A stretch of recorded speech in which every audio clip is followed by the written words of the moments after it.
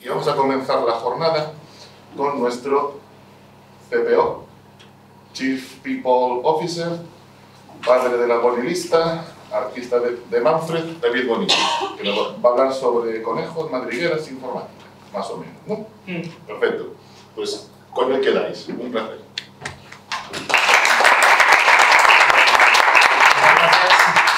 ¿Cuántos de aquí sois realmente estudiantes? O sea, que veo que hay gente muy mayor. O sea, pocos, ¿no? Bueno, vale, no pasa nada, no pasa nada. Lo orientaré a personas más mayores.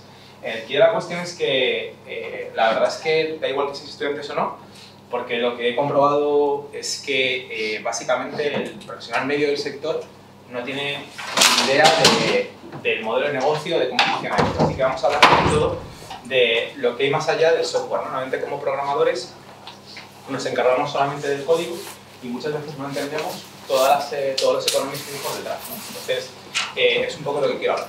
Lo primero, un poco de UX, no hace falta que cogéis notas, no hace falta que hagáis fotos si no queréis.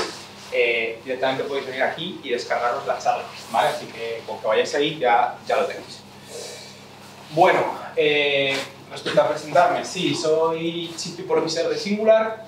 No es el puesto más ridículo que he tenido. He sido ambasador en Atlassian, que básicamente era evangelista técnico. No os voy a aburrir con mi carrera ni con mi trayectoria profesional.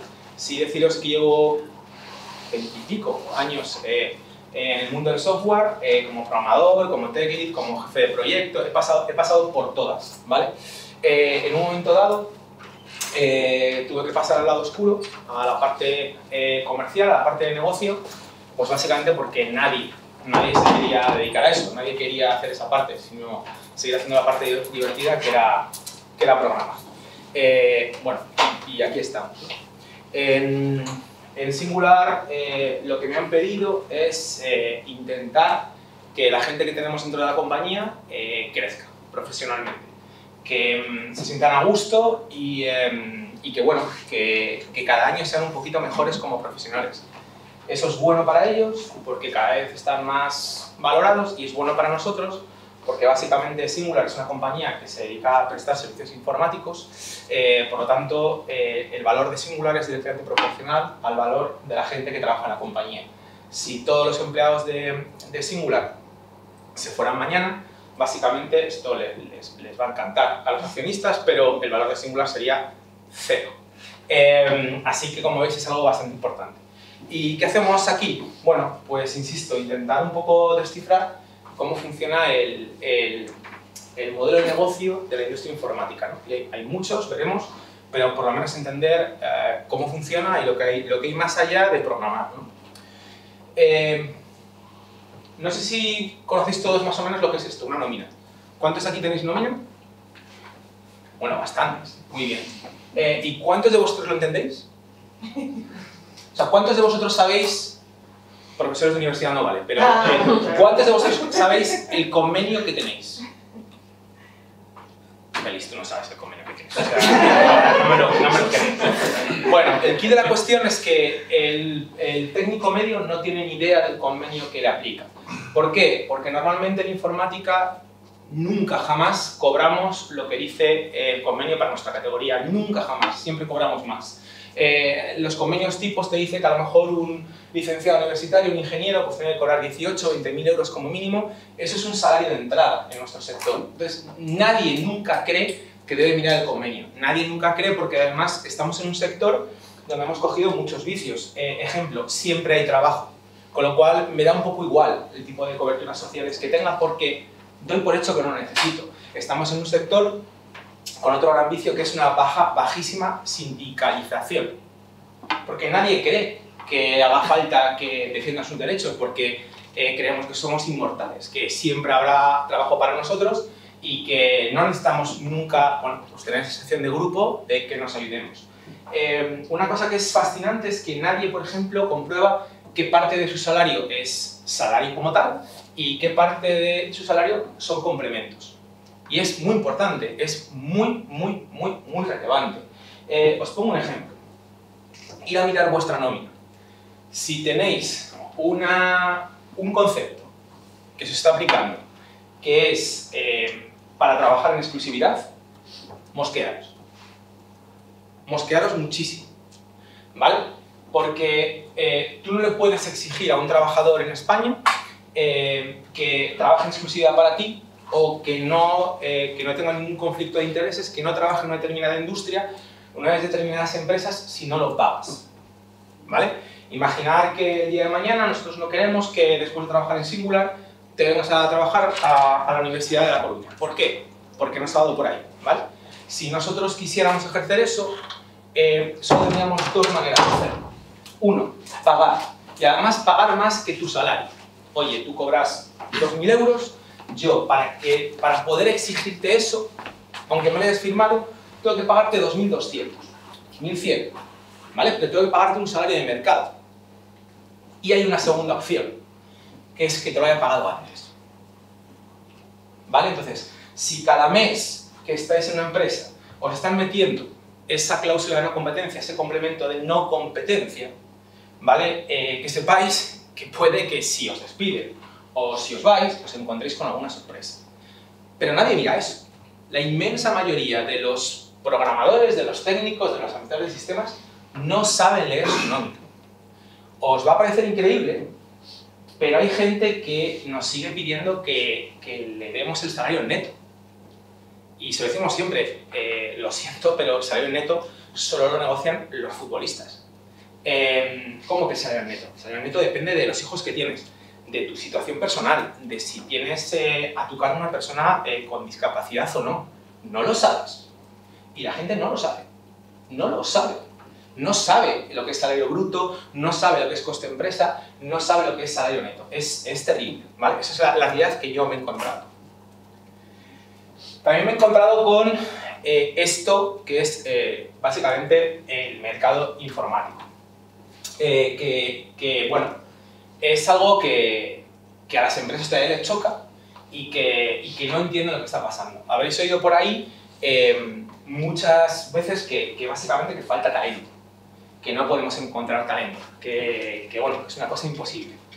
Bueno, lo que está pasando en el sector TIC es que hay muchísima más demanda de profesionales con experiencia y con habilidades necesarias para poder cubrir esos puestos que realmente oferta de profesionales, ¿vale? No, la universidad no es elástica, no puede generar de forma espontánea 17 millones de programadores ni de técnicos. FP tampoco. Hemos llegado a un punto en el que ya está todo igual y entonces ya tenemos bootcamps que en 2-3 meses te dicen que generan programadores. Mi experiencia, lo veo complicado, pero bueno, lo tenemos. O sea, el sector está en ese punto, ¿no?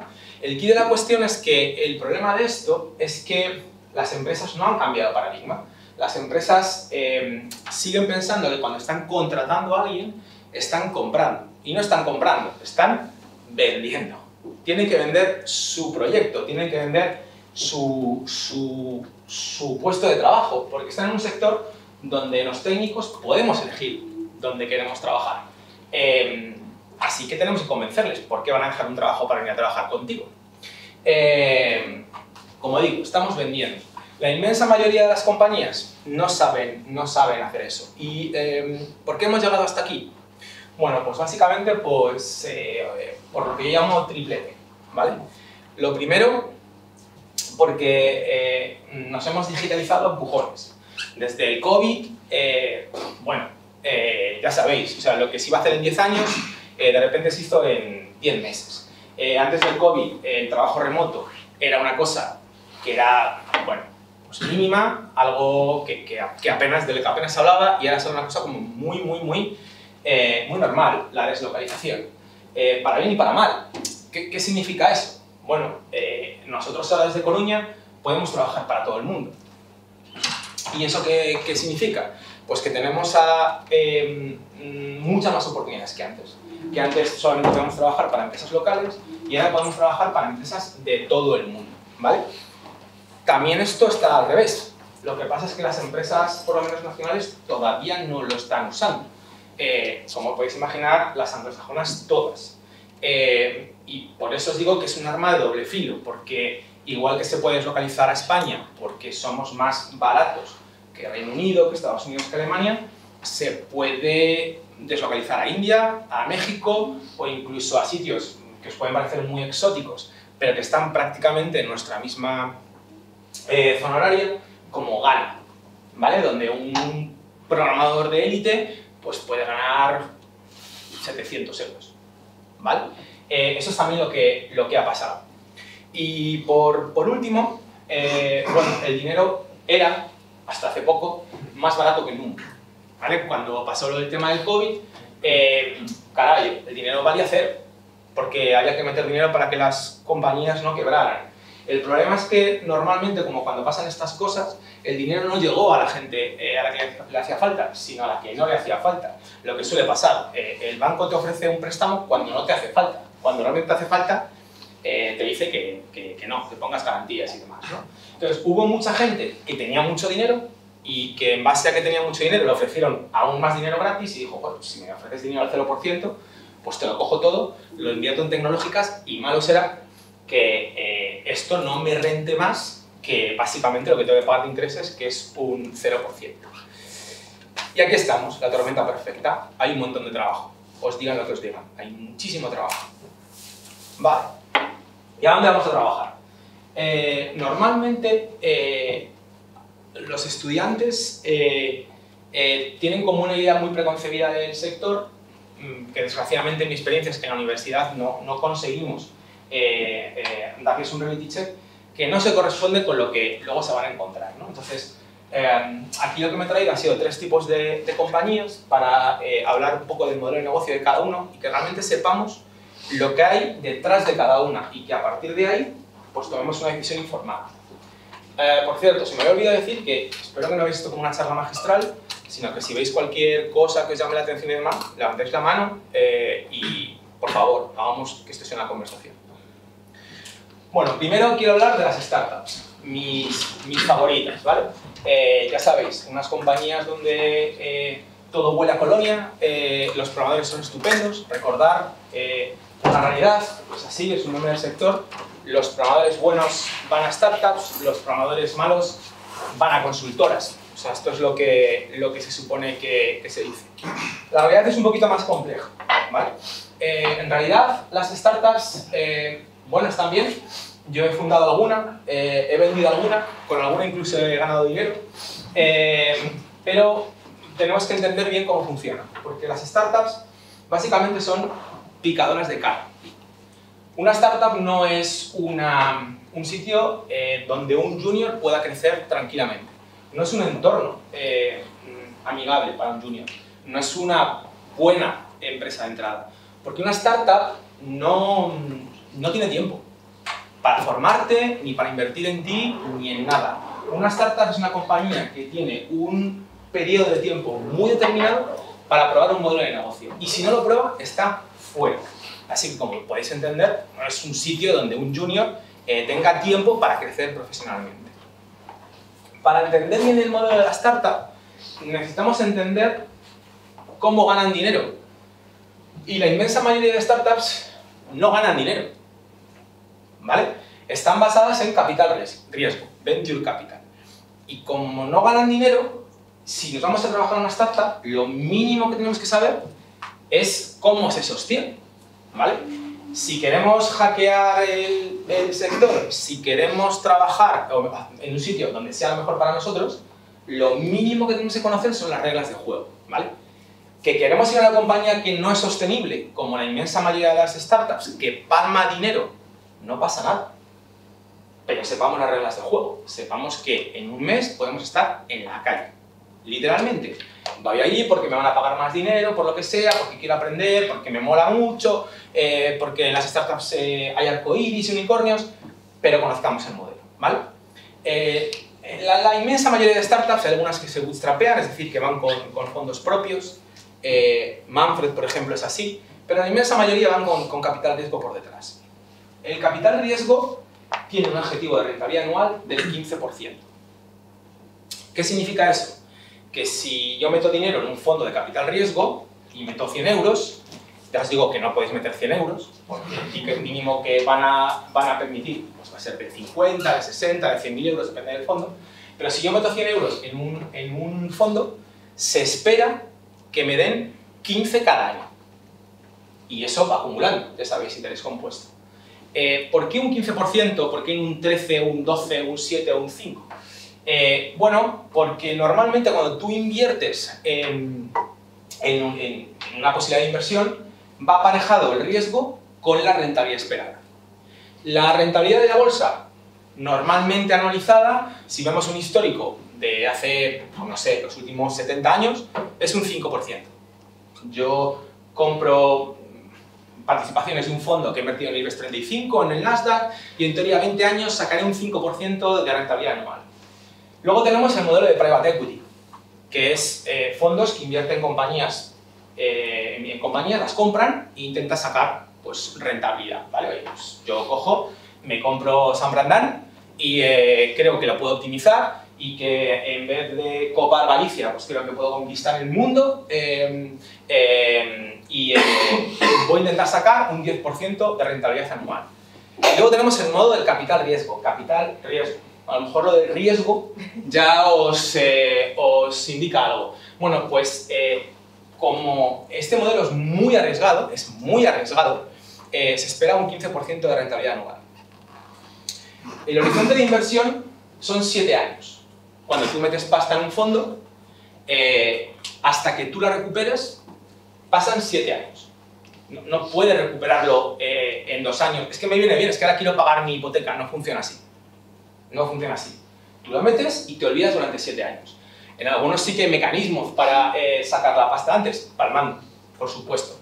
Pero lo normal es 7 años. 7 años, ¿por qué? Porque tienen 3 o 4 años para invertir y 3 o 4 años para desinvertir. Es decir, en 7 años, las compañías en las que ellos invierten lo tienen que petar. Porque hay que darle pasta a los verdaderos clientes de los fondos de capital riesgo, que son los inversores. A 7 años, con ese interés compuesto, significa que en 7 años, tú, por cada euro que has puesto, te tienen que devolver 3 de objetivo. ¿Vale? ¿Cómo lo consiguen? Pues con startups en las que invierten una valoración y que luego se venden a otra valoración. ¿Cuál es el ratio de éxito? El número de startups que realmente lo petan, que lo hacen bien. Bueno, pues aproximadamente el 30%. El 70% mueren por el camino. ¿Vale? No lo consiguen. Nunca alcanzan rentabilidad, o si la alcanzan para ser sostenible. Algo que a un fondo de capital riesgo, como podéis entender, le importa 0 patatero. Que vuestra empresa sea rentable, a un fondo le da igual. Porque un fondo lo que tiene que hacer es vender la compañía.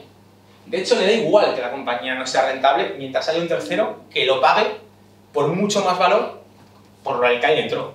La rentabilidad le da igual, la sostenibilidad le da igual. Y evidentemente los juniors le dan igual. ¿Vale? Entonces, como veis, es un contexto de bastante exigencia. ¿Vale? Y es un contexto en el que lo que se hace es la búsqueda del home run. ¿Qué es el home run? Caray, como el ratio de éxito es tan bajo, voy a intentar que una compañía, voy a invertir en compañías que si sale una por lo menos, ¿vale? Porque no, me pague el fondo, o sea, realmente que me haga todo el retorno. Me decís, bueno, ¿cómo apuntan a ese 30% de éxito? Son gurús, son gente que conoce el sector de una manera brutal, que sabe leer, no tienen ni idea. No tienen ni idea, o al menos tienen la misma idea que nosotros. Entonces, ¿cómo intentan ganar? Por estadística. Es inversión básica, como no sé cómo van mis inversiones, pues diversifico. Invierto en 20, en 30 startups y espero que una me pague el fondo. Que una sea ese home run, ¿vale? Que es la que pague el fondo. ¿Qué significa eso? Bueno, pues que si yo, por ejemplo, tengo el típico fondo medio que tenemos en España, que es 50 millones, un fondo de 50 millones, quiere decir que para que con una sola inversión consigan de vuelta esos 50 millones y que luego a partir de todo lo que vendan ya sea beneficio para sus inversores, teniendo en cuenta que un fondo no adquiere la totalidad de una compañía, no funciona así. Normalmente un fondo profesional tiene alrededor del 15%, puede tener un 12, puede tener un 10, puede tener un 20, pero no más de participaciones de una compañía, ¿vale? Cada vez que estás en una ronda de inversión, luego si queréis, si te preguntas ¿por qué un 15? ¿Por qué no un 55? Pero normalmente cuando entras en una compañía, el emprendedor lo que suelta es un 15%.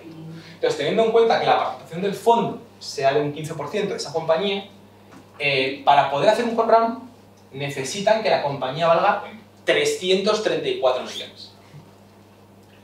¿Sabéis cuántas compañías en España se han vendido por 334 millones?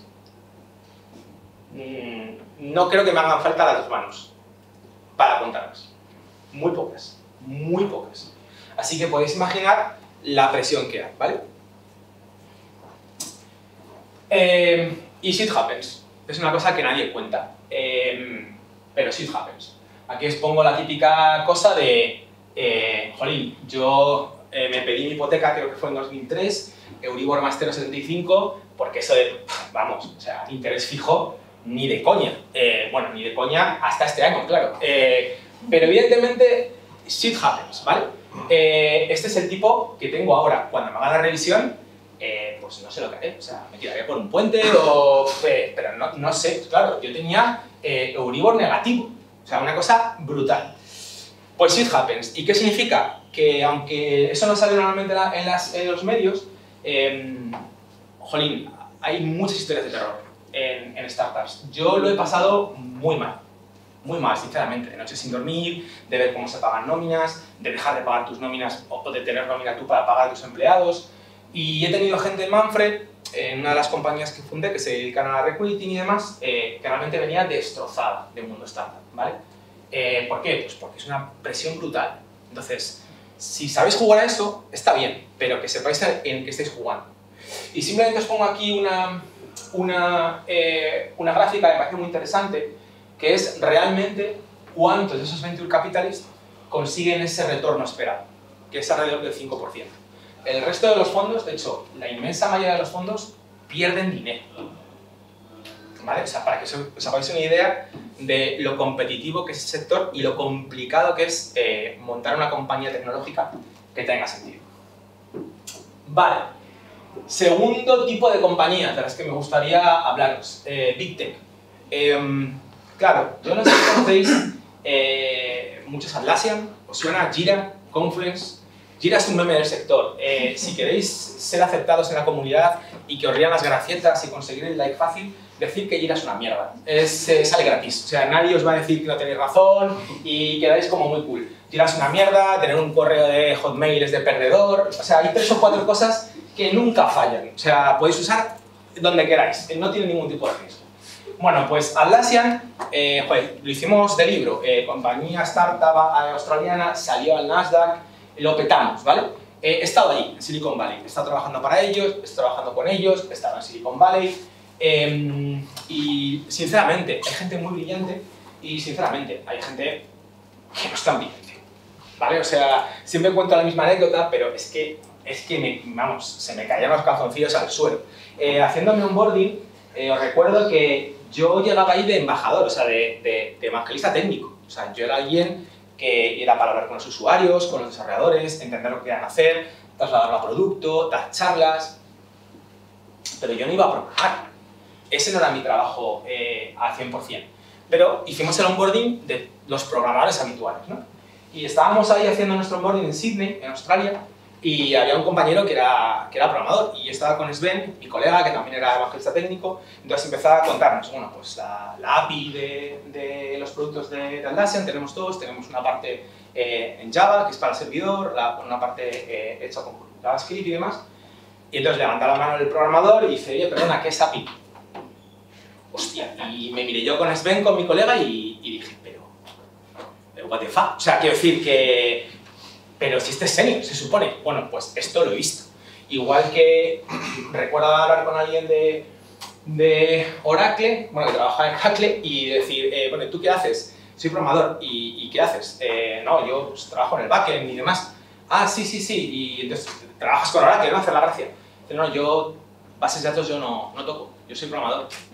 Y claro, la perspectiva del programador español, que te haces desde el HTML hasta el modelo de datos y lo que haga falta, dices, ¿cómo que bases de datos no tocas?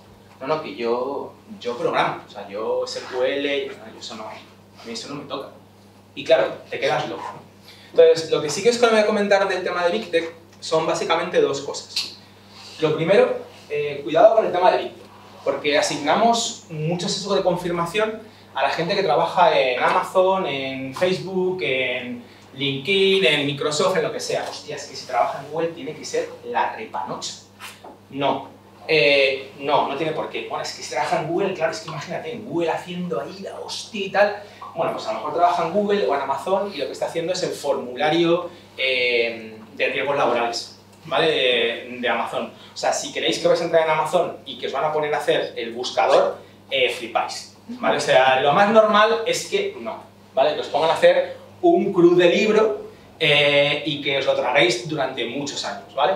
Eso es lo primero que tenéis que saber. Segundo, os vais a encontrar gente muy buena y os vais a encontrar gente no tan buena. El mito que hay de que aquí hay gente muy buena tiene que ver con el número de currículums que reciben, ¿vale? Y con el tipo de proceso de selección que tienen.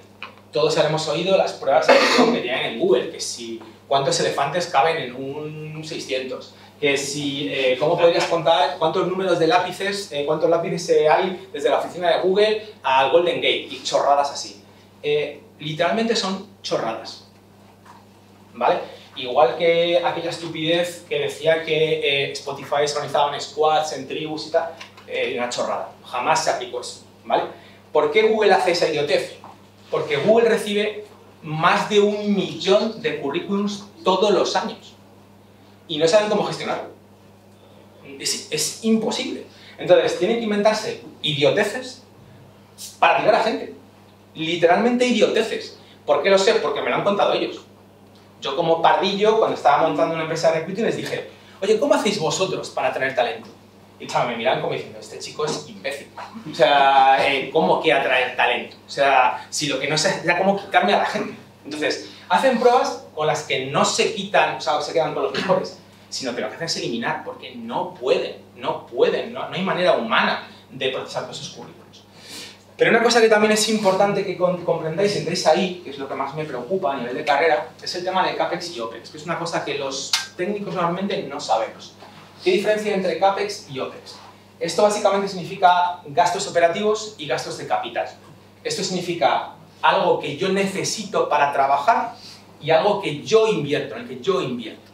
¿Qué significa? Bueno, si un gasto es un OPEX, quiere decir que yo sin esto no puedo funcionar. Pero esto sí, esto me lo puedo cargar y la compañía sigue funcionando. ¿Dónde podéis ver, digamos, la aplicación más perversa de esto? Bancos, aseguradoras, grandes compañías cotizadas. De ahí viene muchas veces lo del tema de la subcontratación de la informática. La informática hasta hace relativamente poco no se veía como algo estratégico, se veía como un gasto, se veía como una commodity, se veía como algo, bueno, que no era muy importante. Entonces, en vez de coger y contratar personal directamente, OPEX, lo que hacía era subcontratar proyectos a terceros, a consultoras. CAPEX. Y digo, bueno, pero el gasto es el mismo. No. Cuando estás en bolsa, cuando eres una compañía cotizada, como por ejemplo Singular, los analistas ven esto. ¿Y qué es lo que ven los analistas? Vale, sí, mira, esta compañía ha ganado un 12%. Ha ganado 257 millones. Pero ojo, que si mañana cortan el CAPEX, ganarían 700. Es muy diferente a una compañía que gana lo mismo, pero que todo el gasto es OPEX. Hostia, es que no pueden, no tienen margen, porque todo lo que están gastando lo necesitan para operar, ¿vale? Cuando una compañía cotizada va mal, intenta quitarse esto. Por ejemplo, Amazon, por ejemplo, Google, por ejemplo, cualquiera. Entonces veréis que ha habido... Amazon despide a 8.000 personas. Qué curioso que cuando Amazon despide personas, no es cuando palma pasta, porque Amazon no está palmando pasta. Es cuando el precio de la acción está más bajo. Entonces, si trabajáis en una compañía de estas, tened en cuenta que vuestro destino va a estar directamente relacionado con la cotización de la acción. Que hacen campanas de Gauss, como por ejemplo hace Netflix. Entonces, da igual que seáis muy buenos, o buenísimos, o excelentes. Si en esa campana de Gauss estáis en la parte que no toca, fuera. Y ya está, porque vais a ser un número y recordar que la motivación de un ejecutivo de una Big Tech no es ganar dinero, es que el precio de la acción suba más. ¿Quién creéis que es el jefe de Jeff Bezos? Ejemplo. ¿Qué jefe tiene Jeff Bezos? La bolsa. La bolsa, pero ¿quién puede despedir a Jeff Bezos? La junta de accionistas. ¿Quién puede despedir a Payete de Telefónica? La junta de accionistas. Telefónica, por ejemplo, es una compañía que se distingue porque da dividendo todos los años. Pero da igual lo bien que lo haga, porque la acción está en caída. Y es una tensión brutal. Da igual que ganen dinero. Los accionistas lo que ven es que sus acciones cada vez valen menos. ¿Vale? Así que el directivo, ¿qué queréis que quiera hacer? Que el precio de la acción suba lo máximo posible. Tener cuidado con eso. Bueno, y ahora hago con mis favoritas. Las consultoras o también conocidas a veces como kármicas. A ver, hay de todo, ¿eh? O sea, hay algunas que son kármicas y otras que no tanto. Para mí aquí importante, lo he comentado 1000 veces, el sándwich de la muerte. ¿Qué es el sándwich de la muerte? El sándwich de la muerte básicamente es, por un lado tengo las tarifas y por otro lado tengo los salarios. Los salarios se empujan hacia arriba y las tarifas se empujan hacia abajo. Y lo que tengo aquí en el medio es el margen de la compañía. Y cada vez es más estrecho, y más estrecho, y más estrecho, y más estrecho. Y una compañía con muy poco margen es una compañía que prácticamente no puede hacer nada.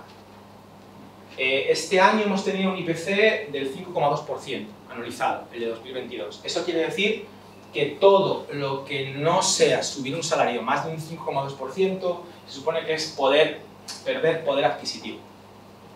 Vale, bueno, hay que verlo, hay que cogerlo con pinzas. Pero la realidad es así. Singular, que es una consultora, ha hecho una subida media, tengo aquí compañeros que dirán, mire, coño, no me han subido eso, una subida media del 6%. Eso quiere decir que hay gente que le ha podido subir un 10 y hay gente que le han podido subir un 3. Pero de media, la partida de salarios ha subido un 6%. ¿Vosotros creéis que las tarifas han subido un 6%? Ya os digo yo que no. Ni de coña. ¿Vale? Que se lo explicas al cliente, el cliente te dice que sí, que vale, que sí, que de acuerdo, que fantástico, pero que no. Y entonces diréis, y es un razonamiento muy lógico, que haga cualquier programador, pues me voy. Sí, es verdad, lo puedes hacer, pero cuando tienes un margen muy estrecho, imaginar un margen de el 15%, por ejemplo, cuidado, porque no puedes mantener con ese margen mucha gente desasignada durante mucho tiempo, ¿vale? Y cuando tienes clientes donde puedes tener a 100 personas, a 50 personas, a 60 personas, a 200 personas, decir me voy significa te vas tú y toda la gente.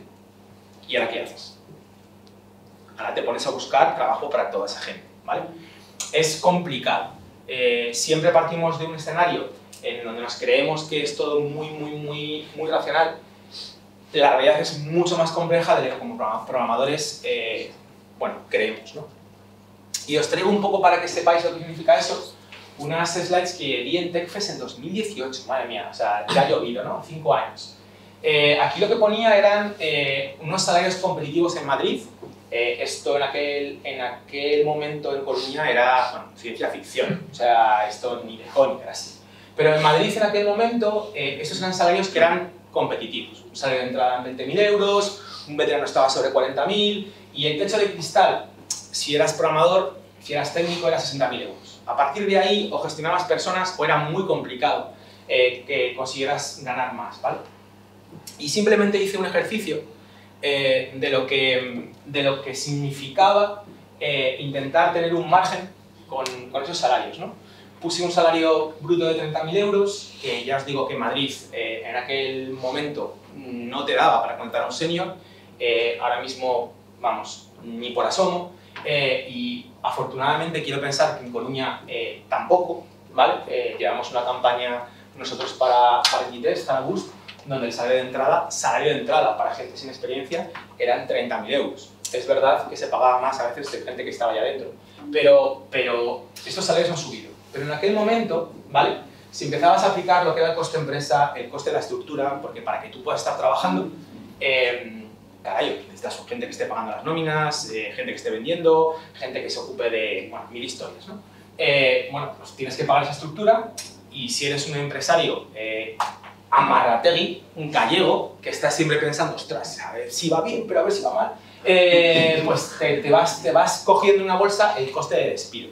Aunque sea el más optimista para ti posible, oye, es despido objetivo, realmente se me ha acabado el negocio, 20 días. Normalmente los despidos suelen ser 33. Vale, si tú sumas todo eso, el coste que te salía era que, bueno, es bastante más de 30.000 euros. Y si eso lo llevas a lo que es las horas de convenio, con una media de horas de baja, porque no todo el mundo es un superhéroe como los autónomos, que nunca están enfermos, ¿sabes? Sino que la gente pues se pone mala normalmente y esas horas pues no las cobras. Lo normal es que factures ese número de horas por persona, ¿vale? Entonces, si tú querías, facturabas 30 euros hora por esa persona, básicamente el margen que tenías era 13,7. Es un margen muy bajo. Pero para explicar qué significaba ese margen, lo que decía es, bueno, si esto es lo que te cuesta una persona y esto es lo que ganas por cada día que una persona esté trabajando con ese margen, si hoy la compañía, os digo que yo veo aquí a muchos compañeros, Singular te ha dado la compañía, te ha dado el día libre para que vengas a un evento, básicamente para recuperar lo que has dejado de ganar con ese margen, necesitas facturar 6,37 días. Es decir, por cada día que una persona está desasignada, necesitas 6,37 días de otro compañero para cubrir su coste. Para cubrir su coste. ¿Vale? Ahora imaginar que te quedan 50 o 60 o 70 personas en la calle. Y ahora multiplicar por eso. Y ya entenderéis por qué me ha vuelto a salir un eczema, tengo la piel roja, estoy gordo como una vaca, de pura ansiedad, ¿sabes? Bueno, y lo entenderéis un poco más. Vale, lo que veis ahora son los costes hora de lo que necesitas para tener un margen bruto del 25%. Margen bruto significa antes de impuestos, antes de muchas cosas. Para un salario de 60.000 euros, que es un salario que en el sector, bueno, es alto, pero no es loco, ya no es alienígena, tienes que facturar casi 70 euros hora. Eso es muy complicado en España, muy complicado. Lo que os vengo a decir es que si os metéis en consultoría, tenéis que entender el modelo de negocio para saber un poco también lo que se puede pedir, cómo se puede pedir, de qué manera. Por ejemplo, en Singular tengo compañeros que dicen, sería genial tener una jornada laboral, la semana laboral de 4 días. Claro, sería la hostia, pero si dejamos de facturar un día, básicamente cerramos la empresa, porque no tenemos un margen del 20%. Ostras, claro, pues facturamos por hora, Pero es que esto me ha pasado con compañeros, ¿no sabéis que facturamos por hora? Vale, sí, facturamos por hora. Bueno, pues entonces lo que podemos hacer es ir al cliente y decirle que nos pague por valor. Que nos pague por valor. ¿Qué valor? ¿Cómo se mide eso? ¿Y si no lo entregamos? Es complicado, ¿vale? Entonces me decís, bueno, pues entonces la consultoría es una mierda, hay que escapar de ahí. No. Lo que pasa es que tenemos que entender bien para qué vale esto. La consultoría, por ejemplo, es una excelente puerta de entrada en el sector. Es una excelente opción, sobre todo si no quieres tener esa presión de mundo startup, ¿vale? Yo en una startup, no una scale-up, no una startup que ya tenga una ronda de dimensión A, B, C y que ya sean 200, 500, pero una startup normal, olvidaros de las extras y olvidaros de trabajar 8 horas. Eso no existe. No existe. Pues te puede apetecer o no te puede apetecer. Puede que en un momento vital estés para eso y en otro no. Bueno, esto en consultoría no suele pasar, precisamente porque se paga por horas. Y otra cosa que me parece muy interesante a nivel de consultoría es que es una excelente escuela. ¿Por qué? Porque puedes ver muchos mundos, ¿vale? Porque, excepto que te dejen en un proyecto durante 257 años, cosas que creo que no es ni bueno para la empresa, ni para el cliente, ni para el trabajador, sueles ver muchos mundos, ¿vale? Entonces, incluso si te metes en una empresa, pero te va moviendo de proyecto, ves muchos mundos, ves muchos dominios funcionales. Esto de las cosas que normalmente los programadores despreciamos. Estoy trabajando con logística, qué rollo. O estoy trabajando en el sector de banca, qué rollo, ¿no? no, si donde está la pasta es en saber programar, pero aparte saber ese dominio funcional. El saber no es que en banca esto lo tengo que hacer así, así y así. Yo una de las primeras cosas que hice profesionalmente fue la pasarela de pago del BBVA. Aprendí un montón de, como os podéis entender, algoritmos de cifrado, protocolos bancarios, un montón de cosas. Pero incluso, os recuerdo que, bueno, éramos programadores y en aquella época, pues ¿dónde estábamos? En el sótano, evidentemente. Nos tenían ahí escondidos. De vez en cuando nos tiraban plátanos, pero no veíamos la luz. Pero dentro de esto nosotros éramos privilegiados. Había gente aún peor, que eran los programadores de COBOL, que los tenían en un sótano dentro del sótano. Y los tenían aislados de nosotros, por si nos podían pegar algo o lo que fuera, ¿no? Entonces, yo recuerdo que me hice amigo de ellos y además les hice una especie de simulador. Os podéis imaginar lo que es COBOL, que tiene que tener una tabulación dentro del código porque está todavía pensado para tarjetas perforadas. Entonces, cuando les programé, porque me dio por ahí, un simulador para que puedan hacer llamadas al sistema sin tener que montar la de Dios, pues me los gané para siempre, ¿no? Entonces, son cosas que solamente puedes ver si estás ahí, ¿no? Así que la consultoría, ni buena ni mala, es una opción que tenéis que tener en cuenta en vuestra carrera profesional. Sí que os quería decir que estamos hablando aquí de márgenes y demás y que en concreto el caso de Singular es bastante peculiar porque se han publicado los resultados de 2022 y hemos dado un EBITDA alrededor del 15%. ¿Qué es EBITDA? Vale, EBITDA es lo que ha ganado antes de impuestos y antes de depreciaciones y amortizaciones. ¿Qué quiere decir? No es exactamente lo que Singular ha ganado, porque, por ejemplo, Singular ha invertido dinero en construir tecnología en Manfred, ¿vale? Estamos haciendo una plataforma de la hostia, de gestión de talento, una serie de cosas, ¿vale? Eso es una inversión, es ese famoso CAPEX, y ese CAPEX no está incluido en este EBITDA. El resultado real es un poquito más bajo, será un 13, un 12, por ahí. Pero quiero que sepáis que un EBITDA del 15% en consultoría es la hostia. Que tenemos compañías como Atos que tienen un 5. ¿Vale? Entonces, si con esto ya vas con el agua al cuello, imaginaros con un 5. Cuando entréis en una consultora, en una en otra, si sobre todo son públicas, si están cotizando en bolsa y podéis ver esto, pues ya tenéis una cifra que podéis oler, que podéis ver por dónde va. Otra cifra que es muy interesante es la facturación por empleado. Si en una empresa facturan 40.000 euros por empleado en consultoría, mosquearos. Porque habéis visto lo que significa 40.000 euros facturados, qué tipo de salarios medios estamos hablando. Entonces, como veis, hay muchos datos ahí fuera, económicos, que os pueden ayudar a tomar una decisión en vuestra carrera profesional. ¿Entro aquí o aquí? ¿Son todas iguales? ¿Son todas cárnicas y demás? Bueno, pues no, ¿vale? Ahora me voy a poner la camiseta de Singular. No todas son iguales.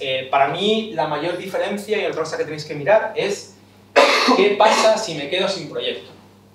Es el famoso desasignado. ¿Qué pasa si me quedo sin proyecto? Bueno, pues en Singular no pasa nada. Esa es la mayor diferencia que hay respecto a otras consultoras. Acabo el clip publicitario. Pero hay aquí gente que lo sabe, de hecho hay un departamento que está creado simplemente para que esa gente se siga formando, que pueda ir a un proyecto que tenga sentido y demás, ¿vale? Y para mí eso hace que tenga sentido estar ahí. Bueno, ya acabando. Para mí importante, habréis oído que el mundo se va a acabar, ¿no? O sea, que básicamente hay un montón de despidos, informática, bueno, ya horrible, todo está negro, vamos a morir todos. Bueno, pues simplemente comentaros que todo es cuestión de perspectiva, ¿vale? Que no, el mundo no se va a acabar. Trabajamos en el sector, con diferencia, con mayor futuro del mundo. Trabajamos en el sector más sano del mundo. Nosotros no sabemos lo que es una crisis. O sea, aquí todos sois muy jóvenes, pero yo he vivido alguna crisis informática, ¿vale? O sea, he vivido lo de la burbuja.com, he vivido el efecto post-2000, o sea, he vivido algunas, ¿vale? Eso no es una crisis. Eso no es una crisis. Cuando salimos un poco de nuestra burbuja y hablamos con gente de la vida real, yo que sé, alguien que ha estudiado, no sé, filología hebrea, hostia, claro, hablas con gente normal y dices, mira, me voy a llorar y me entran ganas de agujetearte. O sea, porque no sabemos lo que es una crisis. no sabemos realmente lo que es una crisis. Es verdad que ha habido despidos, hay muchísimos despidos, ha habido muchísimos despidos, pero porque la contratación que ha habido, precisamente por esa triple D que os he comentado antes, desde la pandemia hasta ahora ha sido obscena, sobre todo en Big Tech. ¿Y quién está despidiendo Big Tech? Bueno, están despidiendo mucha gente, pero también fijaros en qué gente. Un caso que para mí fue paradigmático fue Klarna. No sé si es una Klarna, pero fue uno de los primeros unicornios que hubo en Europa. Básicamente es una aplicación de pagos para poder diferir el pago en varios meses y demás, unos sueldos. Y en un momento dado pues anunciaron que se les caía la ronda de inversión y que despedían a, no sé si 2.000 personas. Brutal. Y entonces apareció por internet un Excel con los nombres, los cargos de todo el mundo que habían despedido, por si alguien puede estar interesado para colocarlos, ¿no? Y yo me lo miré. Y sí, había algún programador, pero también había enfermeras. Y os juro que me pregunté, ¿en qué momento se te va la pinza como para pensar que necesitas enfermeras en plantilla? O sea, que a lo mejor hace falta, que no tengo ni idea. Pero, hostia, enfermeras. O sea, había profesiones muy bizarras ahí en ese Excel, ¿no? Entonces, cuidado cuando llegamos todo ese ruido, ese run, porque realmente el problema que tenemos es que hay gente que todavía está muy enfadada con lo que ha pasado, que es que los programadores somos los que ahora mismo tenemos el control. Insisto, soy muy jóvenes la mayoría, pero yo he vivido una época en la que el comercial venía a la empresa de turno con un Jaguar, invitaba a comer en el asador X al CIO y le vendía software en una caja. Y le daba la caja. Y ahí es donde estaba la pasta. Eso se ha acabado. Se ha acabado. La piratería hizo que todo el mundo se fuera al SaaS. Se acabó lo del comercial tal. Y además el SaaS era la única manera, en un mundo donde el open source cada vez era más importante, poder cobrar por ello. Porque si el software es open source, hostia, la única manera que tengo de cobrarte por ello es hacerlo un servicio, ¿no? Claro, entonces si ahora básicamente vivimos en un mundo donde tengo SaaS, tengo open source y lo que hay que hacer es integrarlo todo, pues ya el que tiene el poder no es el comercial que te vende licencias a 300.000 o a 1.000.000 y que luego tú tienes que adaptar, sino el programador que hace que todo funcione, que todas esas piezas funcionen. Y eso hay gente a la que realmente le molesta. Yo recuerdo un compañero mío de colegio que estudió económicas y que era broker de bolsa y tal, y el tío estaba realmente chinado y dices que no entiendo que ganes lo que ganas yendo en camiseta a trabajar, tío. O sea, y él iba en traje, claro, digo, pues estudia programación, ¿qué te puedo decir, sabes? O sea, a mí qué me cuentas, pero el tío estaba chinado, o sea, ¿por qué tú puedes ganar eso trabajando, o sea, vistiendo como viste, ¿sabes? No lo entendía. Lo que sí que os quiero poner, lo pongo siempre, porque dices, bueno, este tipo, no sé quién es, David Bonilla y tal, pero este sí, este lleva camisas y le quedan bien, ¿vale? Entonces, Rainer Strack, hace ya muchos años, en una charla TEDx, habló de que lo que iba a pasar en 2030, ¿no? Y hablaba de que, bueno, esto que os estoy comentando no es una cosa puntual, sino una tendencia, ¿vale? Que es que nos estamos quedando sin gente que sepa hacer las cosas. Una cosa que salta de vez en cuando en los medios de comunicación es incomprensible con la de trabajo que hay en informática, cada vez hay menos gente matriculada en la universidad. ¿Cómo puede ser? Y dices, hombre, yo nací en el 77 y a partir de mi año cada vez nació menos gente. Entonces digo yo que algo tendrá que ver, ¿sabes? O sea, que cada vez haya menos gente en la universidad, ¿no? Y lo que decía alguno de Rainer es, oye, cuidado con el tema de la natalidad, porque si esto sigue así, en Alemania, en 2030 vamos a necesitar 8 millones de personas. Solo para poder mantener nuestro Producto Interior Bruto. No para ser un país cada vez más rico, sino para ser el país que somos ahora. 8 millones de personas. Y una cosa que me llama mucho la atención, tanto que dejé lo que estaba haciendo y monté Manfred, fue que, bueno, contaba más o menos las proyecciones para 2020 y como veis Alemania ya necesitaba gente. España no, España tenía un 17% por encima. ¿Qué tenía España? Un 17% de paro. Es verdad. Es verdad. Pero mirad cómo nos ponía en 2030. 2030, que en 2020 parecía súper lejano, pero ahora ya no tanto. Y mirad cómo nos ponen en 2030. Con déficit de gente, ¿vale? Entonces, esto que estamos viendo a nivel de informática, simplemente que sepamos que no es un problema puntual, es una tendencia, y cada vez va a ir a peor. Me da igual el tema de la IA, si es que he visto tantas cosas, o sea, he visto el software que te va a hacer todo con cajitas, siempre la misma mierda, o sea, de verdad, no, de verdad, o sea, ¿y quién va a programar la IA? ¿Y quién va a programar las cosas que se conectan con la IA? Siempre va a haber algo, siempre va a haber algo. Pero siempre va a haber alguien que tenga que programarlo. Siempre, siempre, siempre, siempre, siempre. Entonces, por mucho que os cuenten, de verdad, no penséis vuestra carrera o no la planifiquéis con miedo, no la planifiquéis a corto, planificarla a largo. Espero que hoy os haya dado alguna técnica para poder hacerlo, donde ir a trabajar. Y lo último que siempre recuerdo es el famoso teorema de los ingresos, el You Only Live Once.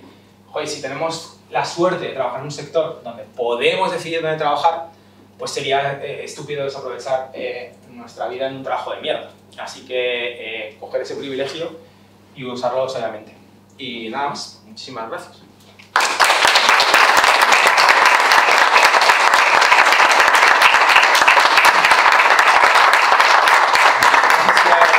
Pregunta, salarios, no sé, ¿alguna cifra que queráis saber?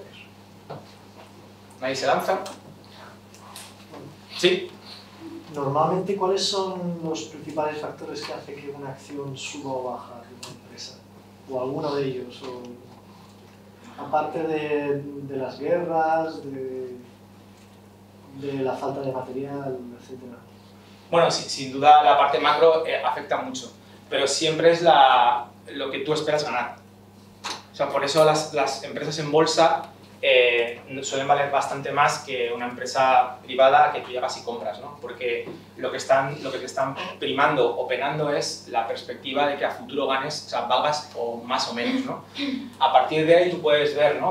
Antes se ver métricas como múltiplos, por ejemplo, de ventas, ¿no? Esta compañía, imagínate, gana, yo qué sé, factura 300 millones, gana 30 y la cotización es, hostia, 3.000. Pues cotiza 10 veces ventas y cotiza a 100 veces beneficios. Cotizar a 100 veces beneficios quiere decir que al precio de la acción tú vas a recibir esa inversión en 100 años, con lo cual es un 1% de rentabilidad. Sería una mierda, pero si tú dices, no, es que están creciendo cada año un 50%. Entonces yo lo que apuesto es que hoy vale esto, pero creo que mañana, como sigan así, va a valer más. ¿Vale? Entonces, normalmente siempre es, bueno, especulación, pero entiéndelo, no en el sentido negativo de que especulas, sino que especulas cuánto va a valer a futuro. Si va a valer más o va a valer menos. Por eso también nosotros como informáticos hay cosas que podemos oler. Te pongo un ejemplo. Cuando estaba muy bajo el radar, nosotros sabíamos 3, 4 años antes de que fuera mainstream que Amazon lo iba a petar con Amazon Web Service. En aquel momento era una parte mínima de sus ingresos, pero hoy por hoy no es lo que más factura, pero es lo que más margen les da. De hecho, la parte de la tienda va súper plana, pero Amazon Web Service es un pepino. Y nosotros lo sabíamos. Tenemos esa posición privilegiada para decir, oye, esto por aquí va bien. Igual que hay cosas que decimos, o sea, lo del metaverso yo no lo acabo de entender bien, ¿sabes? Entonces, bueno, eso es una cosa que tienes que tener en cuenta. Y dicho eso, pues yo, te equivocarás. O sea, yo soy conocido en mi círculo de amigos como el idiota que invirtió en Deutsche Bank porque era un negocio seguro. Creo que he perdido el 80% de lo que metí. Bancos no quiebran jamás, ¿sabes? O sea, pues ese fui yo. ¿Alguna preguntilla más? Sí. Soy consciente de que puede ser un melón en sí mismo, que por eso se quedan no te metiste ahí, pero quería saber si tienes algún consejo para os que pueda haber, o que puedan ver isto despois, en relación a traballar desde Coruña, por exemplo, para empresas de fora. Fundamentalmente entre se facer presión para que te contrate a empresa estadounidense, por exemplo, ou aceptar ser pues, autónomo no teu país, subcontratado, non sei se entendes por onde vou. Entón, bueno, a tua impresión ou consellos nese sentido? Bueno, pues mi primer consejo, porque ya no lo hice y ahora me arrepiento mucho, es acabar la carrera, amigos. Ya tendréis tiempo para trabajar. Y lo segundo es, a ver, yo como junior creo que trabajar de forma presencial con alguien al lado es la mejor manera de aprender. O sea, yo trabajo en remoto desde hace 10-12 años. Soy un fiel defensor del remoto, creo que es el futuro. Y además creo que es bueno para Coruña que haya mucha gente que trabaja en remoto para compañías que no están aquí. Porque si lo piensas a nivel de país, es exportación pura. O sea, el que yo trabaje para afuera y me llegue mi nómina es exportación pura para Galicia. Es lo mejor que podemos hacer. Pero si puedes, si me dices qué haría yo en mis primeros pasos, yo por lo menos, que fui un privilegiado porque me lo pude permitir. Hay gente que me dice, mira, yo no puedo, mi casa depende de lo que yo ingrese, yo no tengo un sostén económico para poder elegir dónde trabajar, pero si te lo puedes permitir, vete al sitio donde más aprendas. Y para mí, al principio, si puede ser presencial, semipresencial, cercano a casa y donde aprendas, es lo mejor que te puede pasar. Mi consejo, insisto, que desde un punto de vista privilegiado, hay gente que es, trabajaré donde más me pagan porque lo necesito. Pero si puedes permitírtelo, uno, acaba la carrera, que ya es, no, es que ya a veces es un privilegio, hay gente que no se lo puede permitir, hay mucha gente que está estudiando la carrera que no sabe lo privilegiado que es de poder parar ese tiempo. Y dos, vete a un sitio donde puedas aprender y si puedes trabajar codo con codo, mano a mano con alguien, mejor que mejor. Aquí en Coruña tenemos una oficina singular, tope de gama para hacer eso. Una última preguntilla. ¿No? Bueno, pues muchísimas gracias.